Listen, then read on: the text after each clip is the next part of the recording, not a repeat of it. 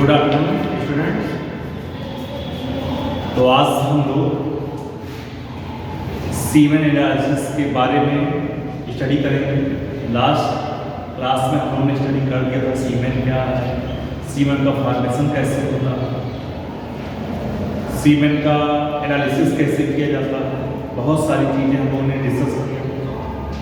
तो आज कुछ ऐसी चीज़ें हैं एनालिसिस में, उसके बारे में आगे पढ़ेंगे हम लोग। सीमेन एनालिसिस का, semen analysis what, when, how और व्हाई, ठीक है, इसके बारे में हम लोग स्टडी करेंगे सीमेन एनालिसिस। तो बेसिक स्टार्ट करते हैं, फिर से रिपीट करते हैं बेसिक चीजें, ठीक है।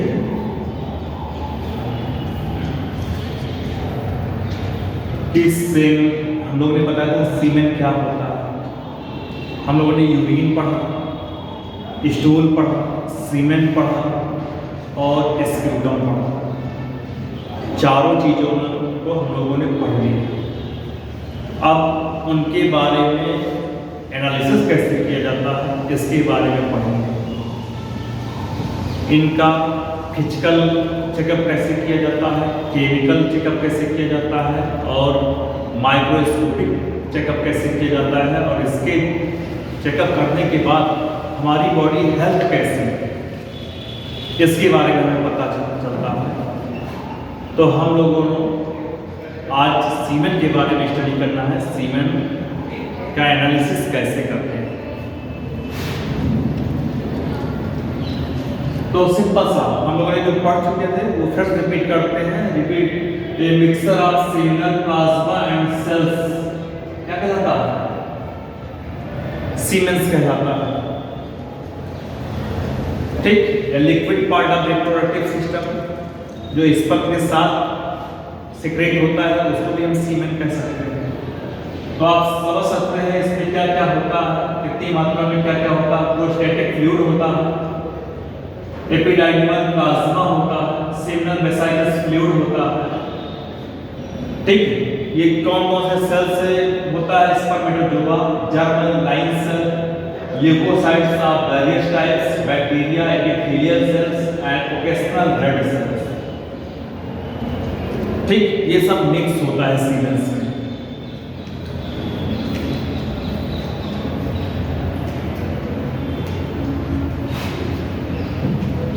तो सबसे पहले हम स्पर्म के बारे में बात करते हैं।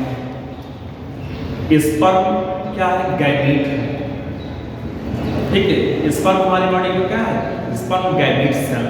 गैमीट मींस क्या होता है, रिप्रोडक्टिव सेल्स। स्पर्म का फॉर्मेशन हमारी बॉडी में कहाँ होता है, तो गोनैड में होता है। Gonad means testis, male gonad, female gonad. Male gonad जो होता है टेस्टिस होता है, फीमेल गोनैड जो होता है वो ओवरी होता है। तो टेस्टिस से स्पर्म का फॉर्मेशन होता है और ओवरी से ओवा का फॉर्मेशन होता है। तो आइए देखते हैं। Form in the seminiferous tubules, develop in close association with the Sertoli cells. ये सब part of seminiferous tubules and Sertoli cells, part of testis, ठीक है। टेस्टिस के पार्ट होते हैं। तो सबसे पहले स्पर्मेटोगोनिया बनता है, ठीक है। स्पर्मेटोजोआ से स्पर्मेटोगोनिया बनता है, स्पर्मेटिड बनता है, स्पर्म बनता है। ये पूरा फॉर्मेशन होने में हमारे बॉडी में एक वन टाइम से मेयोसिस और माइटोसिस, टू टाइप्स का डिवीजन होता है। हमें पता है कि हमारी बॉडी में सेल डिवीजन होता है। तो सेल डिवीजन टू टाइप्स का होता है, one mitosis and meiosis. Mitosis जो होता है वो जितने भी बॉडी में सोमेटिक सेल्स होते हैं उसमें होते हैं, और जर्मिनल सेल में हमेशा क्या होता है, मेयोसिस डिवीजन होता है, ठीक है। तो सोमेटिक सेल और जर्मिनल सेल टू टाइप्स के सेल होते हैं। तो सोमेटिक सेल्स में हमेशा माइटोसिस डिवीजन होता है और जर्मिनल सेल में मेयोसिस डिवीजन होता है। तो जो जर्म सेल है वो स्पर्म का फॉर्मेशन करता है। स्पर्म का फॉर्मेशन होने में लगभग 72 to 74 यानी 72 से लेकर 74 दिन का टाइम लगता है। जानते रहिएगा, बहुत इंपॉर्टेंट है कि स्पर्म बनने का फॉर्मेशन जो होता है स्पर्मेटोजेनेसिस होता है, और ओवा बनने का प्रोसेस जो होता है oogenesis होता है। तो स्पर्म बनने का जो प्रोसेस होता है स्पर्मेटोजेनेसिस यानी स्पर्म बनने में लगभग 72 से 74 दिन लगता है, और ओवा बनने में लगभग 14 डेज लगता है oogenesis में। ठीक है, क्योंकि ओवा रैप्चर होता है, रैप्चर होने के बाद फिर वो मैच्योरेशन साइकिल द्वारा बाहर हो जाता है, लेकिन स्पर्म जो होता है स्पर्म का नाम है 72 टू 74 डेज लगता है।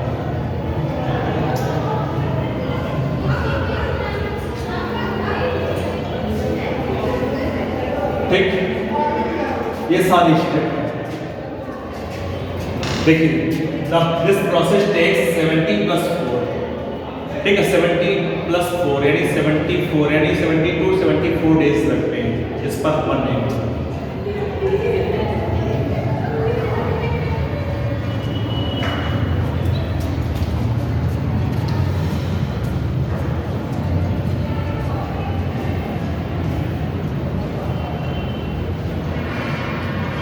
ठीक, तो इसमें भी बहुत सारे फेज होते हैं।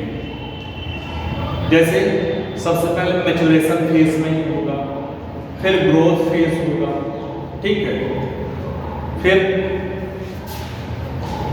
पहले ग्रोथ फेज होगा फिर मैच्योरेशन फेज होगा, कि पहले ग्रोथ होगा, ग्रोथ होने के बाद मैच्योर करेगा, डिवीजन होगा,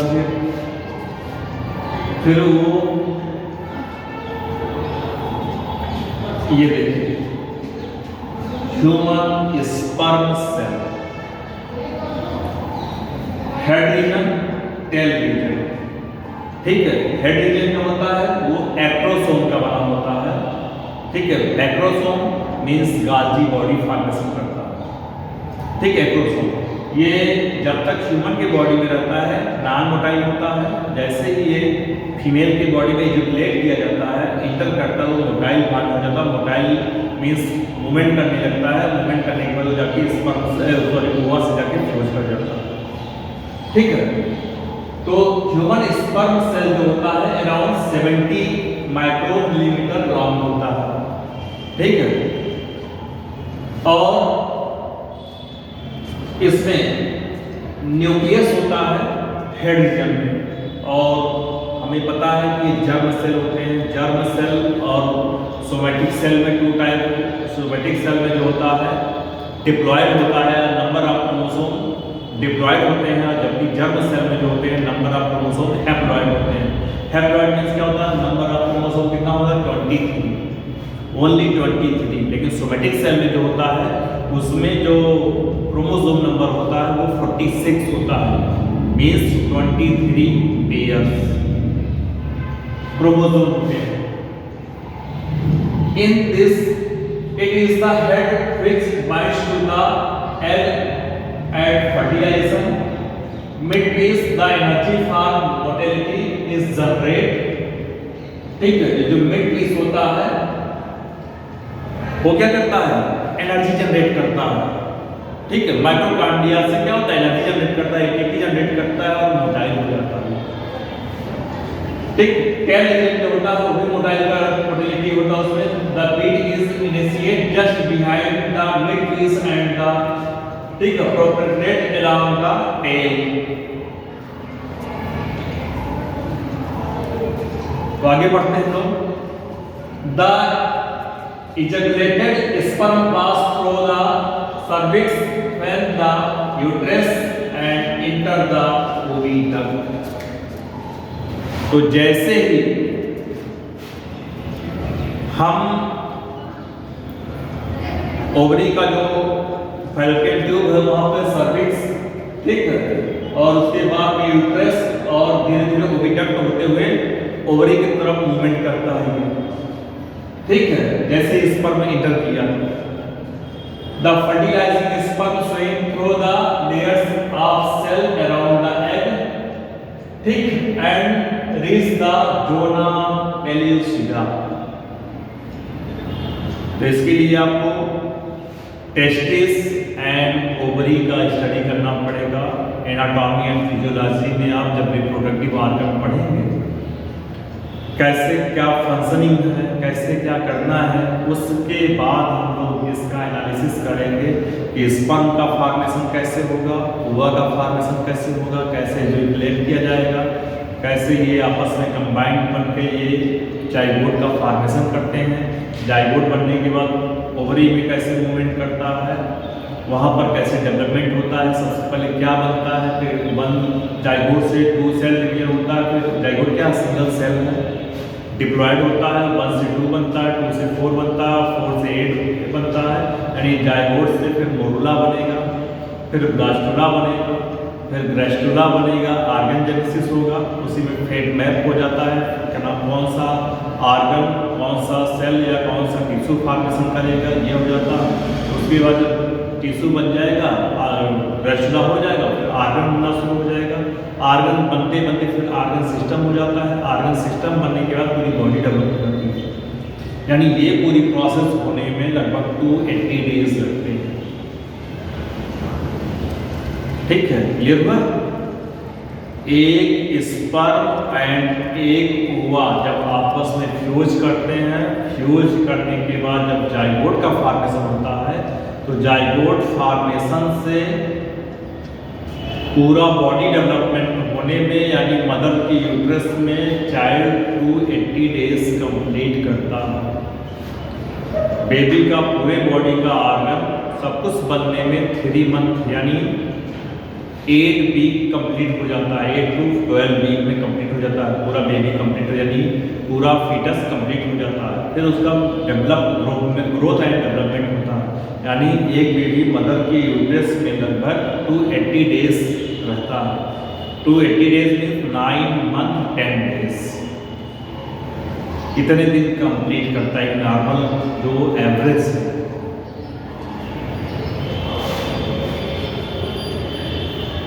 ठीक है, देखिए the sperm then loses the front membrane of its head. Head में कौन सा होता है? एक्रोसोम होता है। एक्रोसोम कौन बनाता है? गोल्जी बॉडी बनाती है।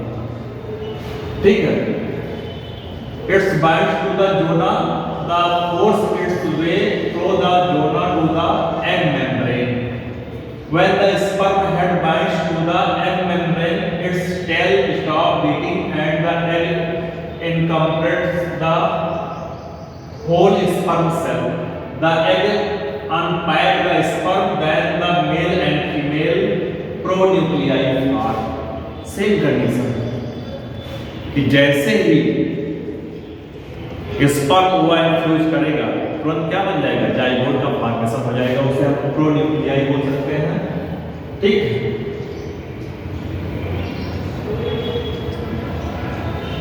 अब हम लोग को पता करना है कि सीमेन का एनालिसिस। हम लोगों ने सीमेन पढ़ लिया, लास्ट क्लास में सीमेन के बारे में पढ़ लिया था, स्पर्म कैसे बनता है ये भी पढ़ लिया था, जाइगोट कैसे बनता है ये भी पढ़ लिया था।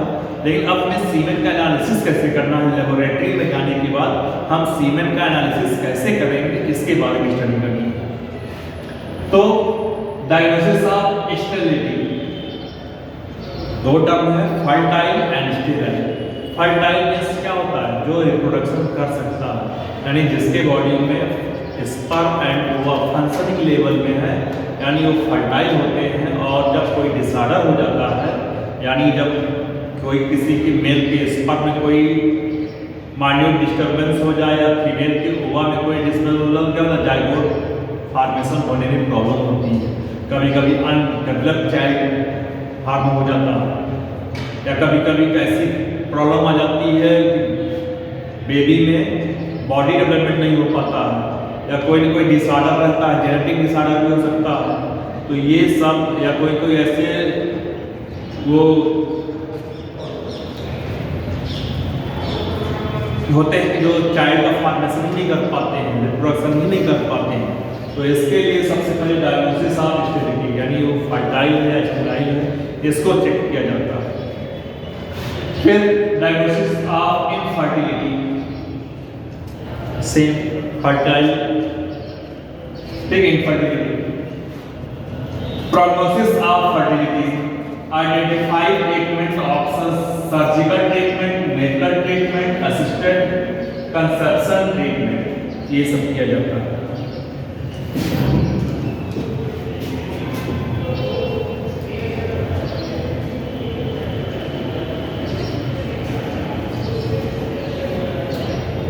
क्लियर हुआ? तो इतने सब के लिए हम क्या करते हैं, सीमेन का एनालिसिस करते हैं। सीमेन का एनालिसिस क्यों किया जाता है?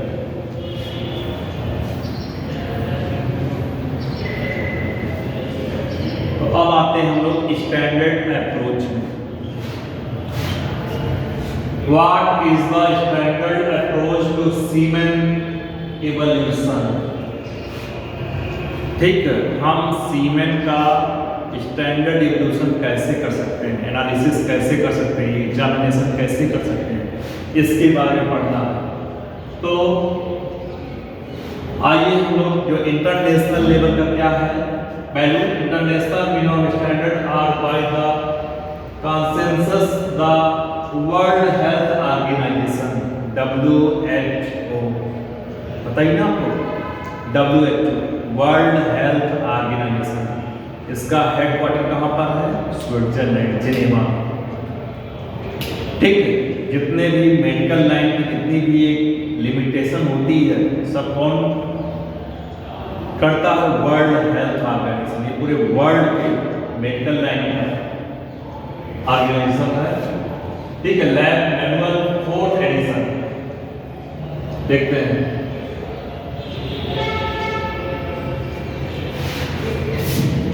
Focus is on standardization with expanded section on quality control methods amenable for use in any third world country basis infertility work. That is the standard approach to semen evolution. International minimum standards are by consensus the World Health Organization lab manual same आ गया। ठीक है,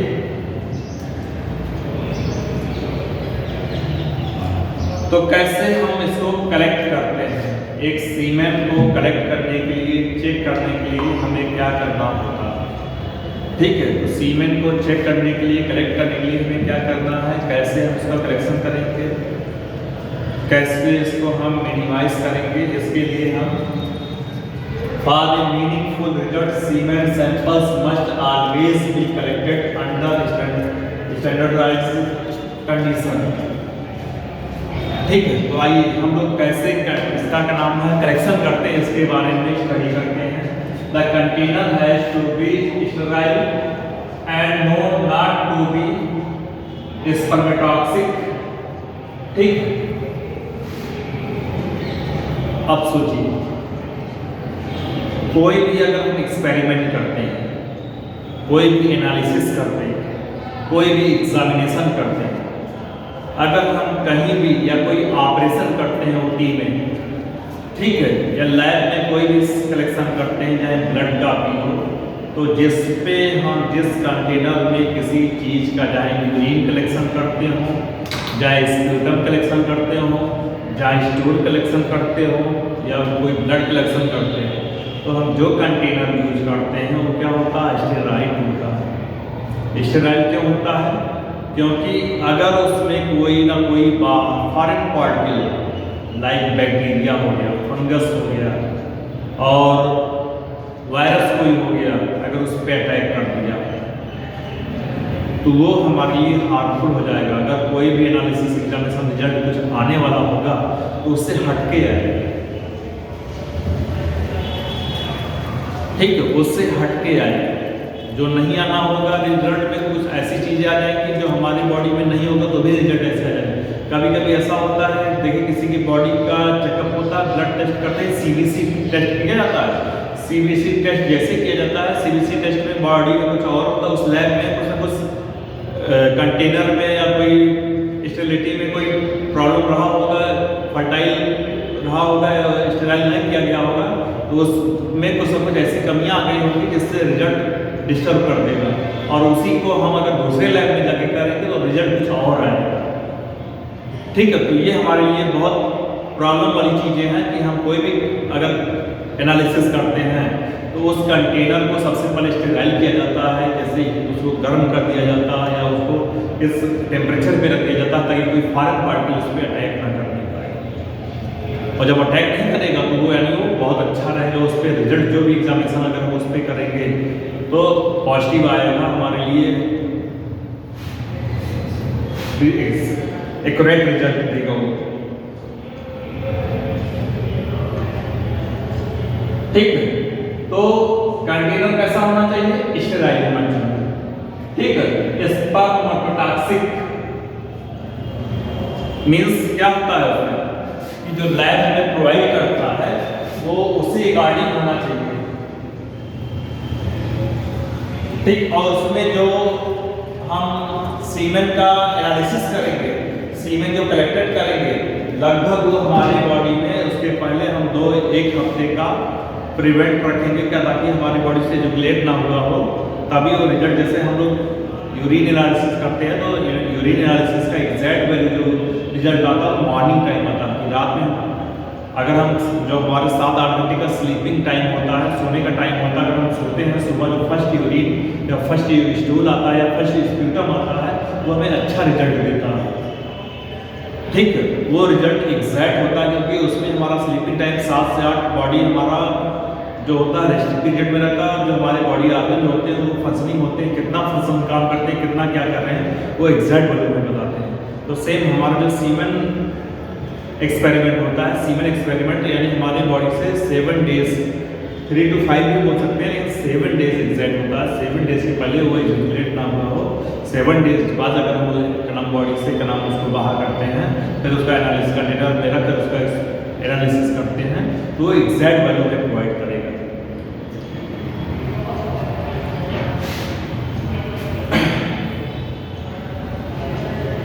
The sample must be kept at 37 degrees Celsius, which begins ideally within 30 minutes, but absolutely within 60 minutes of the ejaculation.